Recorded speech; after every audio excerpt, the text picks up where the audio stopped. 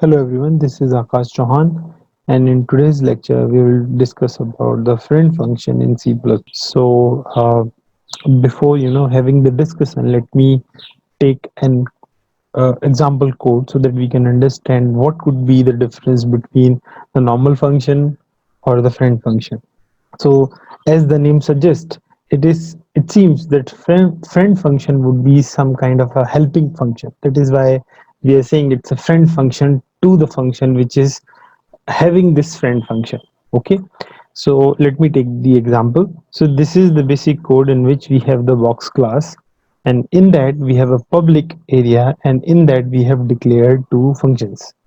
The one is the friend. We are using the friend keyword, and then we are using the same prototype for the function declaration. We use data type and the name and the parameters. But before that, we are using friend as a keyword. But here, if we pay little attention, it is just the declaration. Okay, it is just the declaration. The second function is not a friend function, it is a simple function. It is also the declaration over here.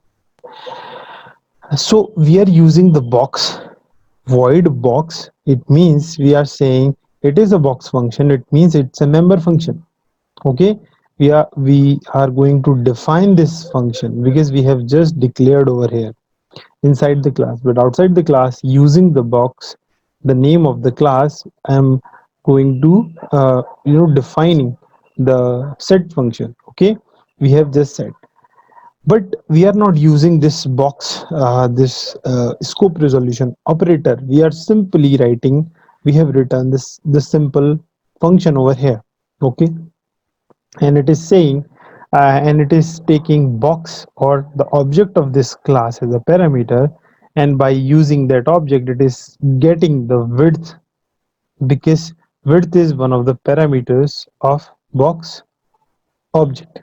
Okay, so this is the whole scenario. Let's come to the main point, main function. In that we have created a box object using the member function. Set width is the member function. Okay, member function definition, we are setting width to 10. So in that the width is 10. So if the object, if I am passing the box object, because this is the object I'm passing. So the print width is taking the object and getting the width out of that object and printing it. So it will print the width of the object. But if you pay little attention, I have not used any object over here. I have simply called this function. Okay.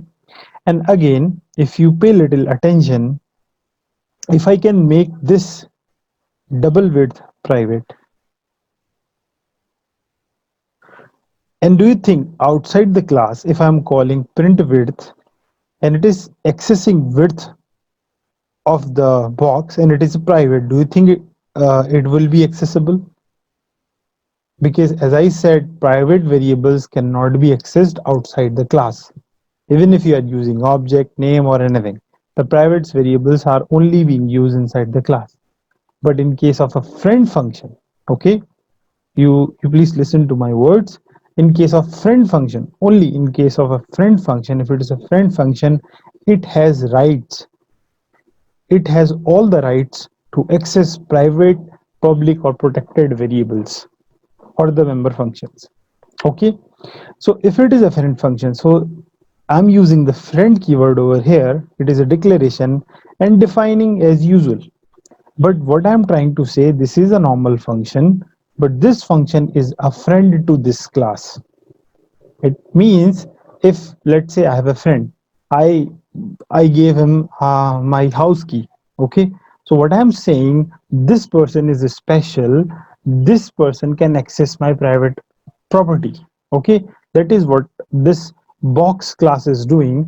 It is saying to the compiler, okay, please note compiler that this print width function is a friend of mine. So this function can access all of my private data.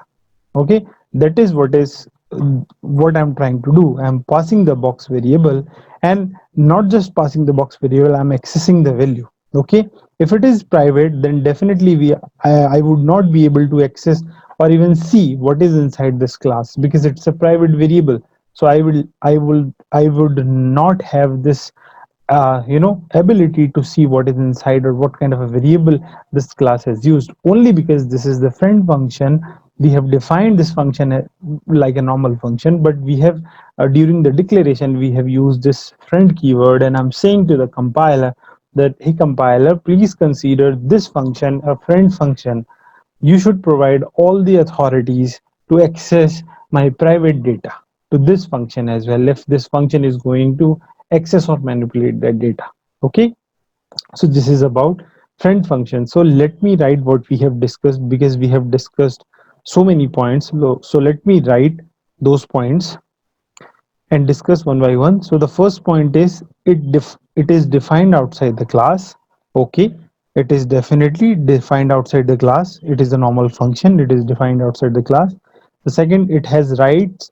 Uh, it has all the rights to access all members of the class. So I would say it's rights. Okay, to members, or even private members as well. Okay, friends are not member functions, so you must pay attention on this fact that this is a member function, because we have used a class name over here, but this is not called a member function. This is a friend function. Okay, okay, so to make a friend function, what we can do, we simply use the friend keyword. Okay, and followed by the function prototype. As usual, we declare the function.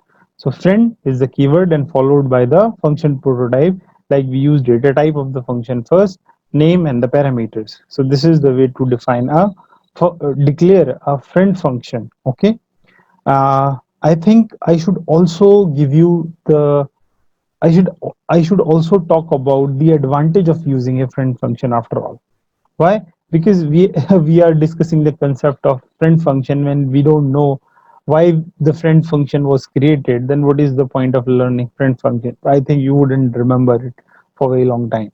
Okay, so the friend function is being created. As I said earlier, the private variables or the private data are not supposed to be accessed or manipulated outside the class. But in case of friend function, okay, it is allowed.